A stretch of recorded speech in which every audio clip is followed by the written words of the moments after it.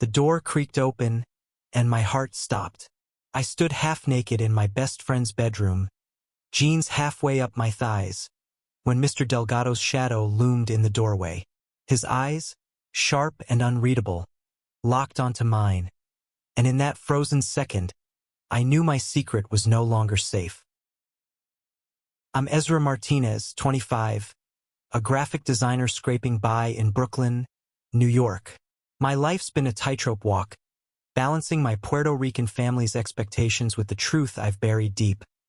I'm gay, and I've been in love with my best friend, Theo Delgado, since we were awkward teens sneaking beers in his dad's garage. Theo, with his infectious laugh and blonde curls, has no idea. Or at least, he didn't until that humid August afternoon when everything unraveled.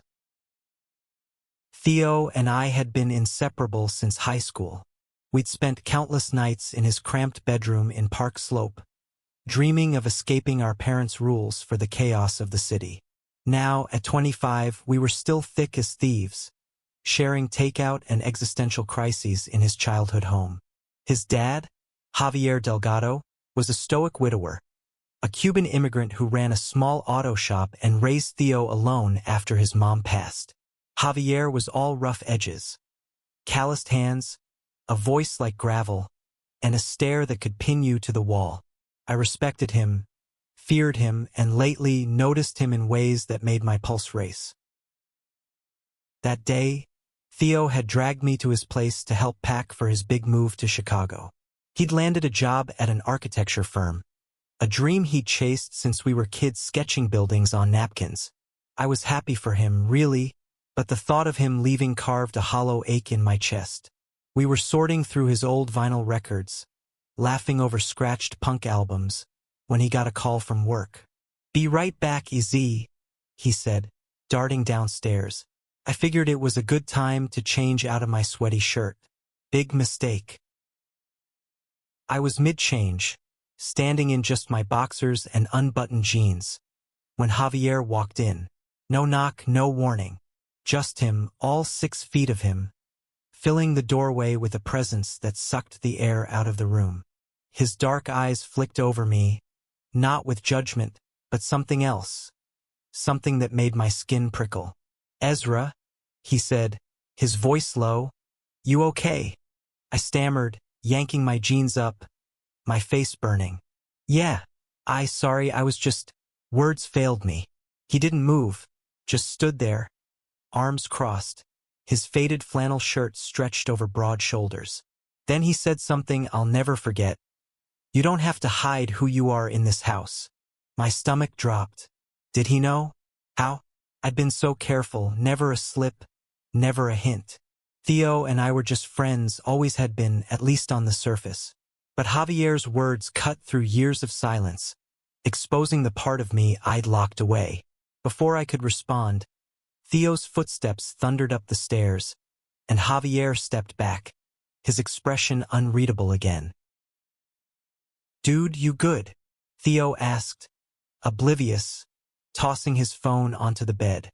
I nodded, avoiding Javier's gaze as he muttered something about dinner and left. But his words lingered, heavy as the humid air. That night, as Theo rambled about Chicago, I couldn't focus. Javier's stare, his cryptic comment. It was like he'd seen through me, straight to the truth I hadn't even admitted to myself. The next day, Theo and I hit the city for one last hangout before his move. We wandered through Prospect Park, grabbing coffee from a food truck and dodging joggers. "You're gonna visit, right?" Theo asked, his green eyes searching mine. I forced a smile. "Course, man. Can't let you hog all the deep dish pizza." But inside, I was screaming. I wanted to tell him everything. How I'd loved him for years. How his laugh was the only thing that kept me sane some days. But fear glued my lips shut. That evening, back at Theo's, Javier was different. He joined us for dinner, something he rarely did, and his usual gruff demeanor softened. He asked about my art, my life, my plans. His questions felt deliberate, like he was peeling back layers I'd worked hard to keep in place. Theo, clueless as ever, kept the conversation light, but I caught Javier watching me when he thought I wasn't looking. It wasn't creepy. It was intense, like he was trying to figure me out. After dinner, Theo crashed early, leaving me alone with Javier in the living room. The TV hummed with some old baseball game, but neither of us was watching. He leaned forward, elbows on his knees, and said, "Ezra, you're carrying something heavy. I see it. You don't have to carry it alone." I froze. This man, who I'd known as Theo's tough-as-nails dad, was offering me something I'd never had, permission to be myself. But how could I trust him? What if he told Theo? What if he was wrong about me? My heart pounded as I mumbled some excuse and bolted to the guest room. That night I barely slept. Javier's words echoed, mingling with my fear of losing Theo. Not just to Chicago, but to the truth. I didn't know then that the next day would change everything, that a single moment would force me to confront who I was and what I wanted, no matter the cost. The morning sun spilled through the cracked blinds of Theo's guest room, but it did little to warm the knot in my chest. I'd spent the night replaying Javier's words, each one a pinprick to the walls I'd built around my heart. By the time I dragged myself downstairs, the smell of coffee and bacon filled the house, and Theo was already at the kitchen table, grinning like nothing had changed. "Yo, Izzy, you look like you wrestled a ghost," he teased, tossing me a piece of toast. I forced a laugh, but my eyes darted to Javier, who was flipping pancakes at the stove. He didn't look up, but I swear I felt his gaze like a weight. Breakfast was torture. Theo's chatter about Chicago clashed with the unspoken tension between me and his dad. Every time Javier passed me the syrup or refilled my coffee, our fingers brushed and my pulse spiked. After breakfast, Theo suggested a final walk through the neighborhood, just the two of us. Park Slope was alive with summer. Kids on scooters, street vendors hawking empanadas, and the distant thrum of a busker's guitar. We ended up at our old high school, now quiet in the summer haze. Theo leaned against the chain-link fence, his blonde curls catching the light. "This place feels like a lifetime ago," he said, his voice soft. "You ever miss it?" I didn't. High school was where I'd learned to hide, to swallow my feelings for Theo while we traded comic books and snuck into R-rated movies. But standing there, watching him squint at the horizon, I felt the weight of all the words I'd never said. "I miss us," I admitted, my voice barely above a whisper. Theo turned, his green eyes curious but oblivious. "We're still us, Easy. Always will be." I wanted to believe him, but the truth was clawing its way out. Back at the house, Javier was waiting. He'd taken the day off, which was rare, and offered to help with Theo's packing. The three of us worked in Theo's room, sorting through clothes and books, but the air was thick with things unsaid. At one point, Javier handed me a box of Theo's old sketchbooks, his hand lingering on mine. "You're good for him," he said quietly, so Theo wouldn't hear. "Always have been." The words hit like a punch. Good for him? I was a mess of secrets, terrified of losing the one person who made me feel whole. I mumbled a thanks and buried myself in packing, but Javier's presence was inescapable. Later, when Theo ran out to grab pizza, Javier cornered me in the hallway. "Ezra," he said, his voice low and steady, "I meant what I said last night. This house is safe. You are safe." I wanted to bolt, but his eyes held me in place. "You don't know me," I said, my voice shaking. "You don't know what I'm hiding." "I know enough," he replied. "I've seen how you look at my son, and I've seen how he looks at you." My breath caught. Was he saying Theo felt the same? Or was he warning me to back off? Before I could ask, the front door slammed. Theo was back. Javier stepped away, leaving me reeling. The rest of the evening was a blur of pizza and forced laughter, but my mind was on fire. If Javier saw it, did Theo? And if Theo did, why hadn't he said anything? The next day, Theo and I went to Coney Island for one last adventure. The boardwalk was chaos. Screaming kids, the clatter of the cyclone, and the salty tang of the ocean. We rode the Ferris wheel, our knees brushing in the cramped car. At the top, with Brooklyn sprawling below us, Theo turned to me. "EZ, you've been weird lately. What's up?" My heart pounded. This was it, the moment to tell him. But fear choked me. What if I ruined everything? What if he didn't feel the same? "Just gonna miss you, man." I lied, staring at the horizon. Theo slung an arm around my shoulders, his touch both comfort and torture. "You're stuck with me, EZ. Chicago's not that far." But it felt like the edge of the world. That night, back at the house, Javier caught me alone again. He was in the garage, tinkering with an old carburetor, his hands smudged with grease. "You didn't tell him," he said, not looking up. It wasn't a question. "How do you know?" I shot back, defensive. "Because you're still carrying it," he said, finally meeting my eyes. "And it's killing you." I wanted to argue, but he was right. The weight of my unspoken love was crushing me. Javier set down his tools and stepped closer, his voice softening.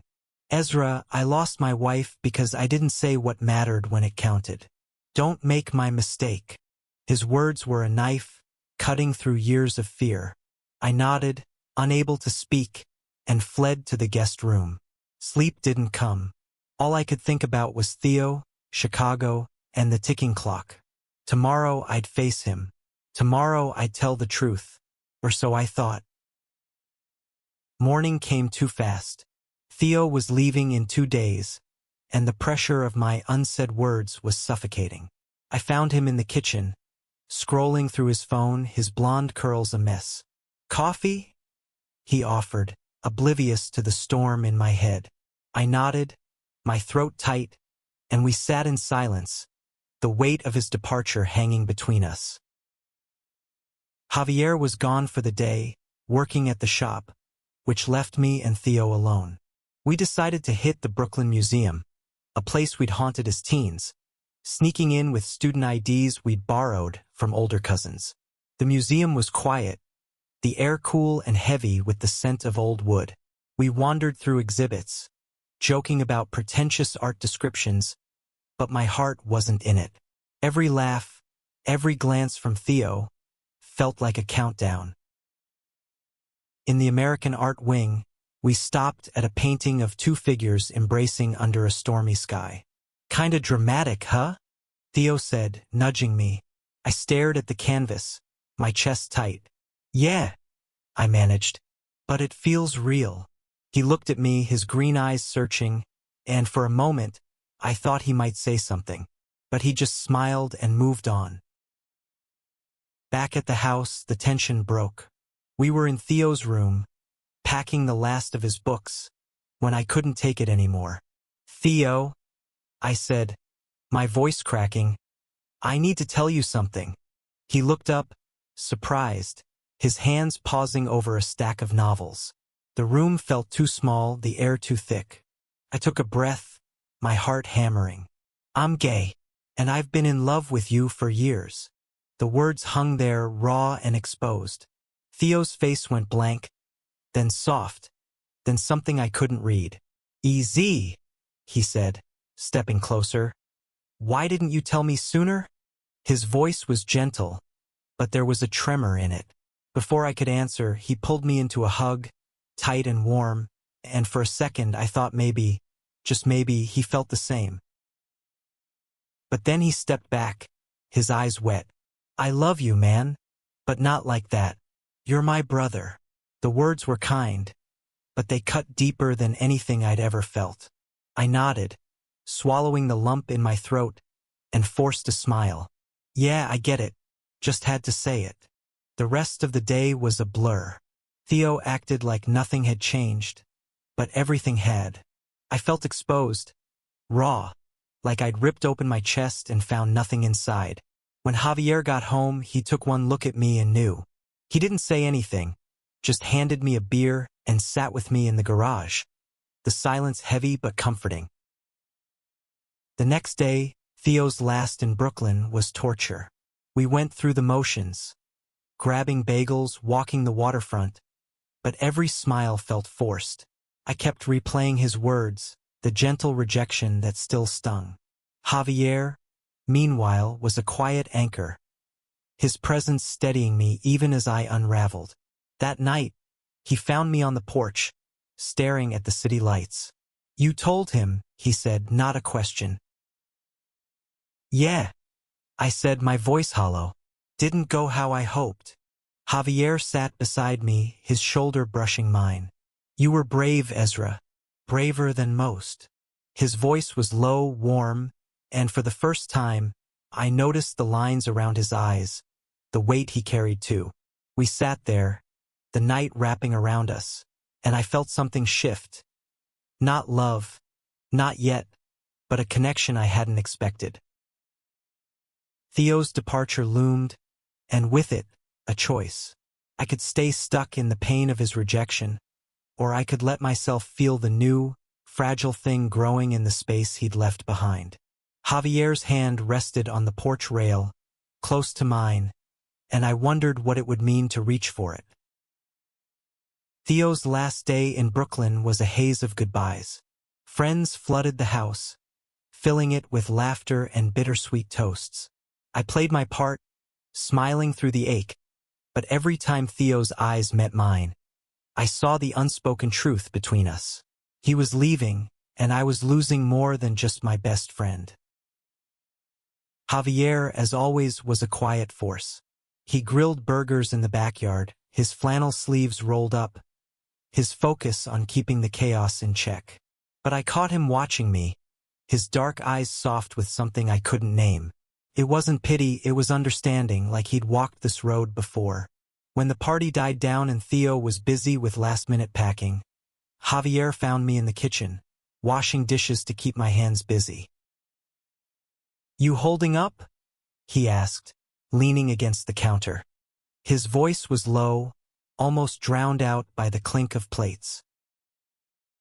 "Barely," I admitted, scrubbing a glass harder than necessary. "Feels like I'm losing everything." He stepped closer, his presence warm and steady. "You're not losing yourself, Ezra. That's what matters."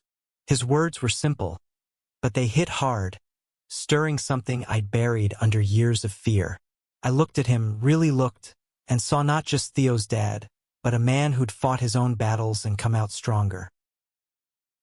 The next morning, we drove Theo to the airport. The ride was quiet, the radio filling the gaps with soft jazz. At the terminal, Theo hugged me tight, his voice thick. "Don't be a stranger, Easy." I nodded, unable to speak, and watched him disappear into the crowd. Javier's hand brushed my shoulder as we walked back to the car, a silent anchor in the storm. Back at the house, the silence was deafening. Theo's room was empty, his life packed into boxes now bound for Chicago. I wandered into the garage, where Javier was working on an old Mustang, his hands steady as always. "You don't have to stay," he said, not looking up. "But you're welcome to." I stayed. We worked side by side, passing tools and trading small talk. It wasn't romantic, not yet, but it was real. For the first time, I felt seen, not as Theo's friend or the kid hiding his truth, but as Ezra, flaws and all. Over the next few days, I kept coming back. We'd sit in the garage, sharing beers and stories, his about growing up in Havana, mine about navigating my family's expectations. He never pushed, but his presence was a quiet invitation to be myself. One night, as we sat on the porch, the city humming around us, I found the courage to ask, "Javier, how did you know? About me? I mean," he took a slow sip of his beer, his eyes on the horizon. "I've known since you were 16, Ezra. The way you looked at Theo. It's the same way I used to look at my wife." His voice was steady, but there was a crack of old pain in it. "I didn't say anything because it wasn't my place. But I always hoped you'd find your way." I swallowed hard, my heart racing. And now, he turned to me, his gaze unflinching. Now I'm here, and I see you. The words hung between us, heavy with possibility. I didn't know what it meant. Not yet. But for the first time, I felt like I could breathe. The pain of Theo's rejection still stung, but it was no longer the only thing defining me. Javier's quiet strength, his unspoken acceptance, was a lifeline I hadn't expected.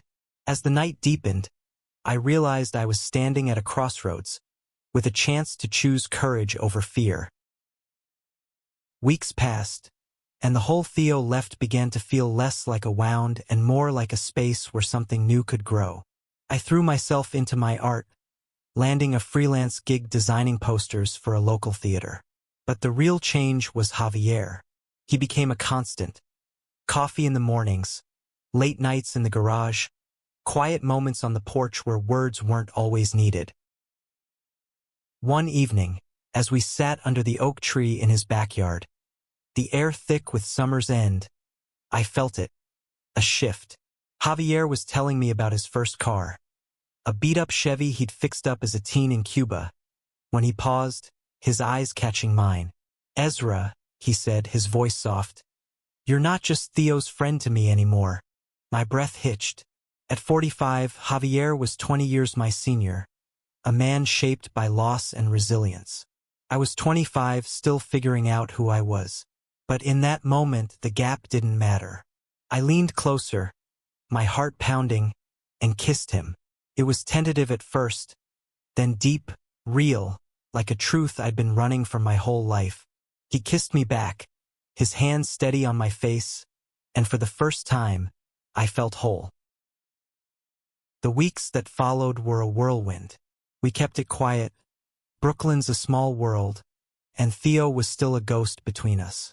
But every stolen moment, every shared laugh, built something new. Javier wasn't Theo. He was better, in ways I hadn't expected. He challenged me to be honest, to face my fears, to live without hiding. One night, Theo called. He was settling into Chicago, loving his job, but his voice carried a question. "You okay, Easy? You sound different." I glanced at Javier, who was reading in the living room, and smiled. "Yeah, man, I'm good. Really good." Coming out to my family was harder. My mom cried, my dad went silent, but Javier was there, holding my hand through the fallout. Slowly, they came around, not fully understanding but trying. It was enough. A year later, Javier and I stood in Prospect Park, the same place where I'd once ached for Theo. We were together now, partners in a way I'd never dared dream. Theo visited, and when he saw us, his smile was genuine. "You look happy, Easy," he said, and I was. The moment Javier walked in on me changing had shattered my world, but it also set me free. It forced me to confront my truth, to choose love over fear, to build a life that was mine. Standing there, with Javier's hand in mine, I realized that sometimes the most unexpected moments lead to the most meaningful endings. Love, in all its forms, had found a way.